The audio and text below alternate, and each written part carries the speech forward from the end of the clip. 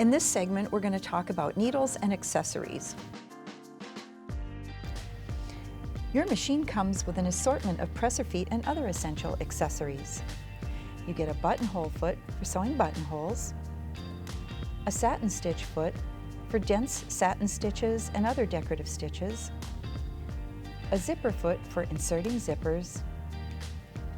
This is the all-purpose foot for your normal sewing, and that's on the machine when you take it out of the box. And this is the blind hem foot for sewing blind hems. This is your seam ripper and lint brush, your large spool cap and small spool cap.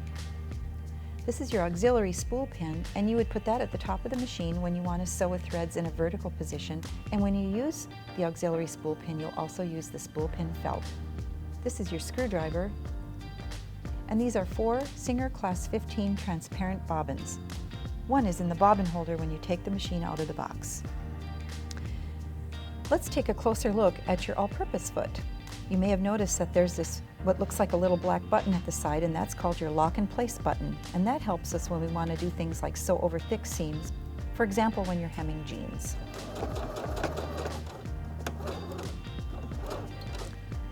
As you approach the thick part of your seam, put the needle down into the fabric, raise the presser foot lifter, and press the pin, the lock and place button, so that the foot is stable.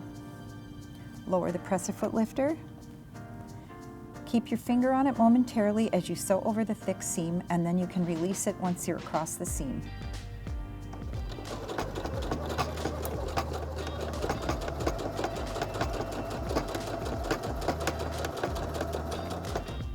The lock and place button helps you negotiate thick seams easily.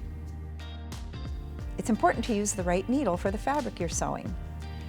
For example, here we have stretchy fabrics. This is a t-shirt fabric. This is a ribbing, a stretchy rib. This is a ponte knit, like a bottom weight knit. This is a tricot. Here is a sweatshirt fleece, and even neoprene. And for these types of stretchy fabrics, you want to use a ballpoint needle. You'll know that it's a ballpoint needle because it has this gold color at the top of the needle. The second color down below is an indicator of the size of needle. So in this multi-pack of ballpoint needles, I can see I have size 11, 14, and 16.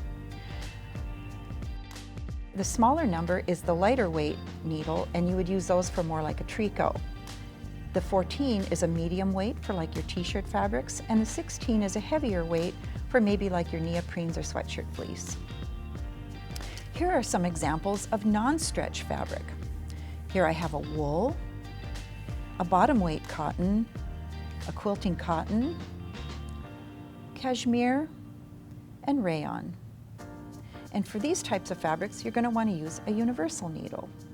And a universal needle you'll know by this red color at the top of the needle. Universal needles are available in a wide range of sizes, and you'll use the smaller sizes for the lighter weight fabrics and the larger sizes for the more heavyweight fabrics. They're also available in single size or multi-pack.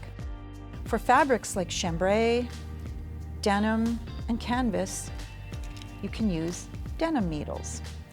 They're also available in single size or multi-pack, and they're indicated by this bright blue color at the top of the needle. For sewing leather and vinyl, you'll want to use a leather needle. Leather needles have a specially designed tip so that they pierce through the leather or vinyl without leaving large holes. To change a needle, first turn off the power to the machine and turn the hand wheel toward you to make sure that the needle is raised to its highest position. Raise the presser foot lifter and press the presser foot release lever at the back to release the presser foot. It's a good idea to place a small piece of paper over the needle plate so that you don't accidentally drop the needle down into the machine when you're changing it. Use the small screwdriver from your machine's accessories. Hold the needle with your left hand and place the screwdriver into the needle clamp screw. Turn the screw toward you to loosen the needle and take the old needle and discard it. Take your new needle with the flat side toward the back and place it up into the needle clamp, making sure it's up as far as it will go. Then use your machine's screwdriver to tighten the needle clamp screw securely. Remove the paper,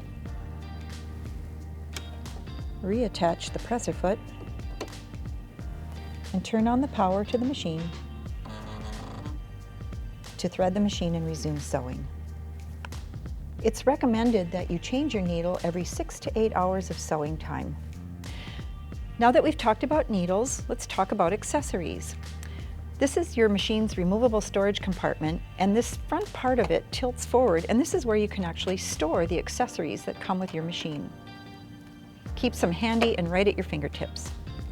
The removable storage compartment can slide off the end of the machine, and it gives you access to a free arm. The free arm makes it possible to sew smaller things like hemming jeans, trouser hems, sleeve cuffs, and so on. Maybe even sewing around the top of a tote bag or anything that's kind of circular in shape. For larger projects, you might be interested in this large extension table, which is available on the Singer website. It just slides around the free arm, just pop it in place like so, and this is great for bigger projects like quilts or home decor projects, larger garments, anything where you just feel like you want a large, flat surface for sewing. Check out the Singer website for more information about the optional extension table and other optional accessories that are available for your machine.